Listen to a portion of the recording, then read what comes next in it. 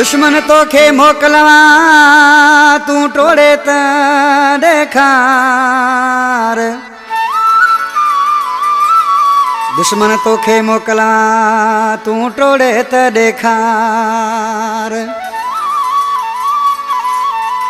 ओ मुखा मुझो यार पुनली लजवाणी चे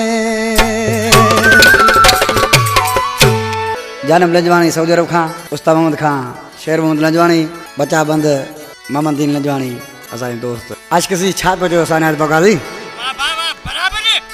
हो या दुश्मन तोखे मोकलवा बाक़ी डिजण वारनि मनायो असी या दुश्मन तोखे मोकलवा बाक़ी डिजण वारनि मनायो असी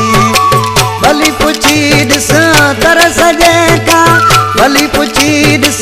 तरस जेका अजण वारनि मनायो असी या दुश्मन तोखे मोकलवा बाक़ी डिजण वारनि मनायो असी या दुश्मन तोखे मोकलवा बाक़ी डिजण वारनि मनायो असी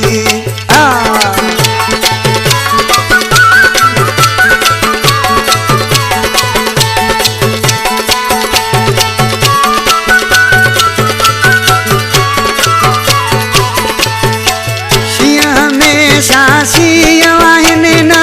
राति ॾिसण न ॾींहं आहिनि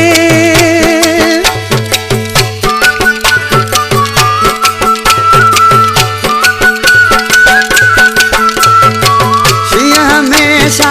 शींहं आहिनि न राति ॾिसण न ॾींहं आहिनि कयो नांगनि सां तूं पैर रखी पर सहण वारनि मनायो असी या दुश्मन तोखे मोकलवा बाक़ी डिजण वारनि मनायो असी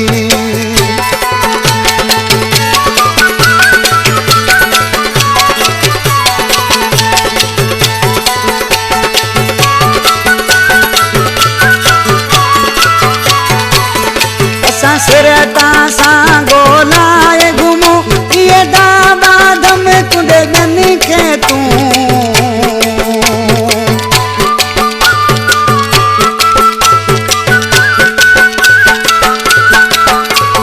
सिर तां सां गालाए घुमूं इहे दाबाद में कुंडनि खे तूं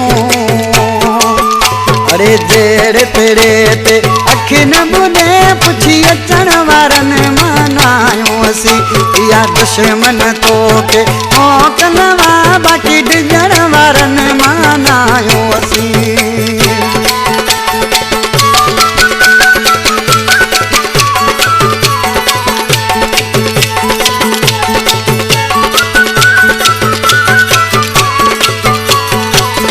साईं शकील शाह मुर्शिद आज के तो असां पंहिंजो मट पाण आहियूं असां निहायत बकाज़ी चुनल पंहिंजो मट पाण आहे तवे लजवाणी रब मूंसां साण आहे